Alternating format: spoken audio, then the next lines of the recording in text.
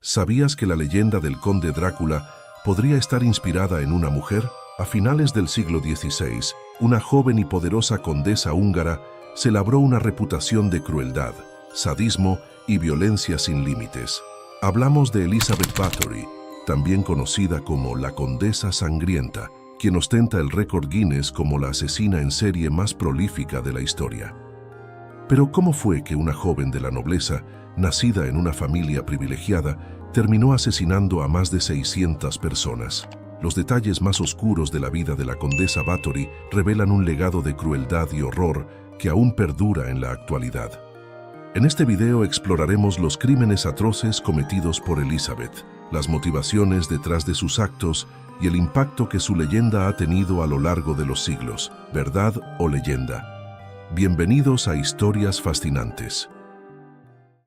Nacida en 1560, en una familia de linaje histórico, los Bathory eran un poderoso y extenso clan en la época medieval cuyo valor histórico, vasta riqueza e influencia política rivalizaban incluso con los reyes a quienes servían.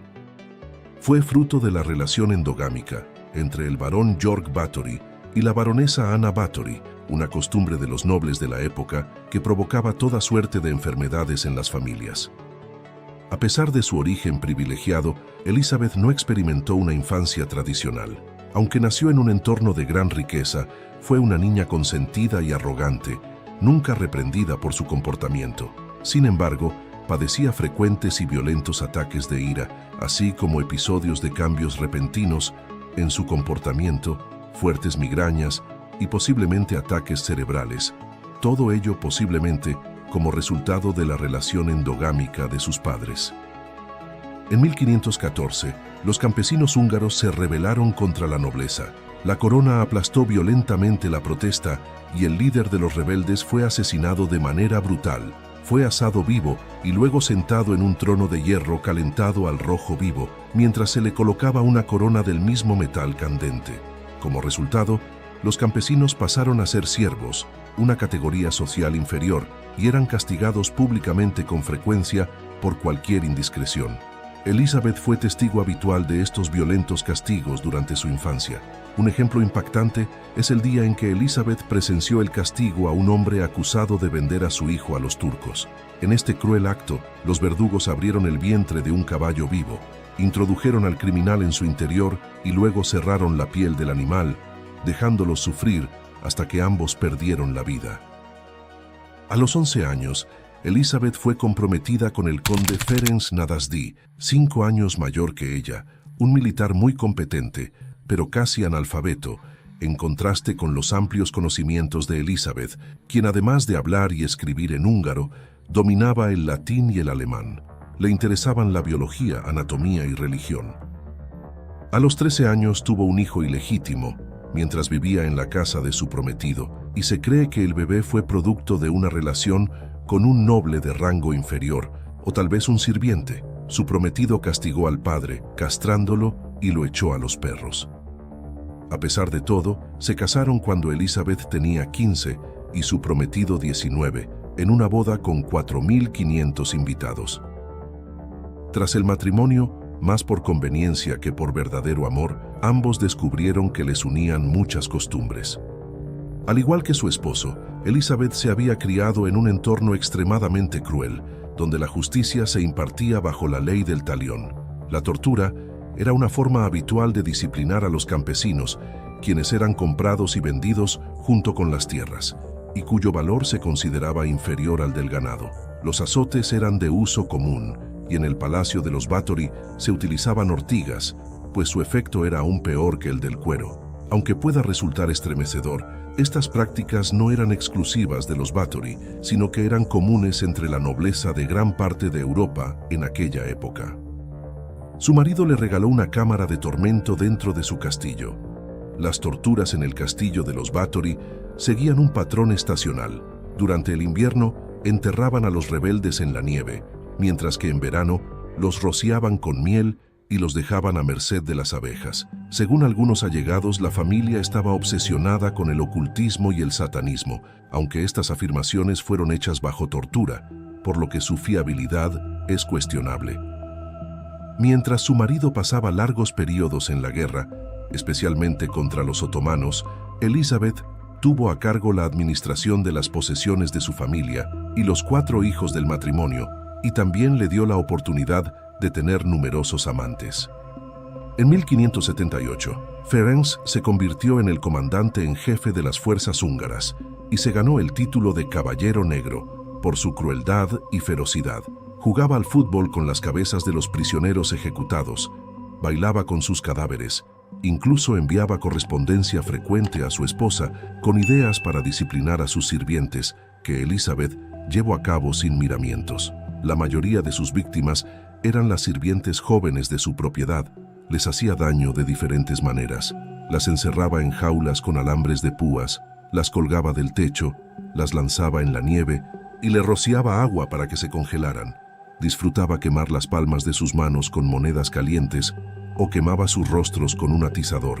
No hay que olvidar que su tía Clara la inició en diversos tipos de orgías. Se rumorea que pudo haber sido bisexual y que parte de su atracción a las mujeres provenía también su crueldad. La condesa sangrienta podía haber sido también caníbal, de acuerdo con algunos testigos al mejor estilo Hannibal Lecter. Al menos una vez, Elizabeth obligó a una joven a cocinar y comer trozos de su propio cuerpo, y al parecer, Elizabeth también los comió. En 1604, Ferenc fallece en el frente, y aquí también entra en juego la leyenda. Unos dicen que fue por una herida de batalla, y otros que por negarse a pagar a una prostituta, ésta se vengó, apuñalándolo. Tras enviudar, su crueldad empeoró.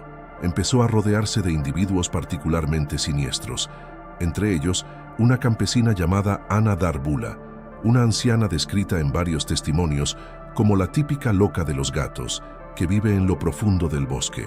Se dice que fue ella quien introdujo a Elizabeth en el uso de la sangre de virgen como supuesto regenerador celular. En el siglo XVI, tener 44 años era como ser una persona anciana, y por el temor a perder su juventud, siguió los consejos de Darbula. Elizabeth secuestraba, torturaba y mataba a mujeres jóvenes vírgenes. Incluso se bañaba en la sangre de sus víctimas. Sin embargo, existen pocos reportes históricos que confirmen estas actividades. Cuando empezaron a escasear las mujeres humildes y los padres decidieron no enviar a sus hijas al castillo, Elizabeth expandió su búsqueda de víctimas, invitando a jóvenes nobles de familias con menor riqueza en Transilvania y Croacia.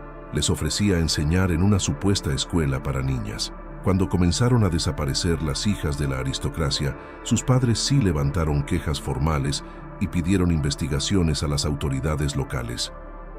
El rey Matías II de Hungría ordena una investigación, no solo por los horrores cometidos, sino más por el interés de los territorios del matrimonio Báthory-Nadasdy, deteniendo a Elizabeth, y así evitar pagar las deudas contraídas con su esposo antes de morir. El conde Turso fue el encargado de la investigación. En el castillo hallaron numerosas muchachas torturadas en distintos estados de desangrado y un montón de cadáveres por los alrededores. En 1612, Elizabeth se negó a acudir al juicio, acogiéndose a su título. Quienes sí lo hicieron por la fuerza fueron sus colaboradores y sirvientes. El mayordomo testificó que, en su presencia, se había asesinado como mínimo a 37 mujeres solteras de entre 11 y 26 años. A 6 de ellas las había reclutado él personalmente para trabajar en el castillo. Otros testigos confirmaron que en ocasiones habían oído gritos y sonidos de látigos, pero no habían visto mujeres heridas. Algunos médicos que habían visitado el castillo dijeron que los habían llamado en ocasiones a atender jóvenes que estaban enfermas, pero no habían visto marcas en sus cuerpos. Luego confesaron que solo les habían permitido ver sus caras. La acusación se concentró en los asesinatos de jóvenes nobles, pues los de las siervas carecían de importancia. Se decidió torturar a varios de los sirvientes de Elizabeth para que confesaran. Al principio se culpaban unos a otros, pero eventualmente aceptaron su responsabilidad, reconociendo que la ayudaron a torturar a las jóvenes. La tortura es lo que logra. En la sentencia todos fueron declarados culpables, algunos de brujería, otros de asesinato y los demás de cooperación, y fueron ejecutados. Entre 1610 y 1611, un total de más de 300 personas declararon contra la condesa sangrienta. Testigos, ayudantes, sirvientes y víctimas sobrevivientes contaron los actos crueles que presenciaron. Una testigo aseguró que Elizabeth sí golpeaba a las jóvenes hasta hacerlas sangrar, formando charcos bajo sus víctimas. Uno de los hombres de confianza de la condesa admitió presenciar las torturas. Describió cómo ella una vez castigó a una sirvienta por su torpeza, la desnudó, apuñaló sus dedos y a medida que empeoraba el ataque, comenzó a apuñalar sus brazos, luego quemó sus manos, le dio latigazos y su frenética violencia no se detuvo hasta asesinar a la joven. A pesar de todas las pruebas, Elizabeth se salvó de la ejecución, ya que el rey fue persuadido para no sentenciar a muerte a alguien de la nobleza y evitar que se repartieran sus propiedades, a pesar de que Elizabeth había hecho un testamento a favor de sus hijos. Fue condenada a un encierro permanente en uno de sus castillos. No era un encierro cualquiera. Elizabeth fue literalmente confinada dentro de una pared. La metieron en un hoyo y lo bloquearon. El sitio solo tenía una pequeña abertura para introducir alimentos y bebidas. Solo su hija venía a visitarla.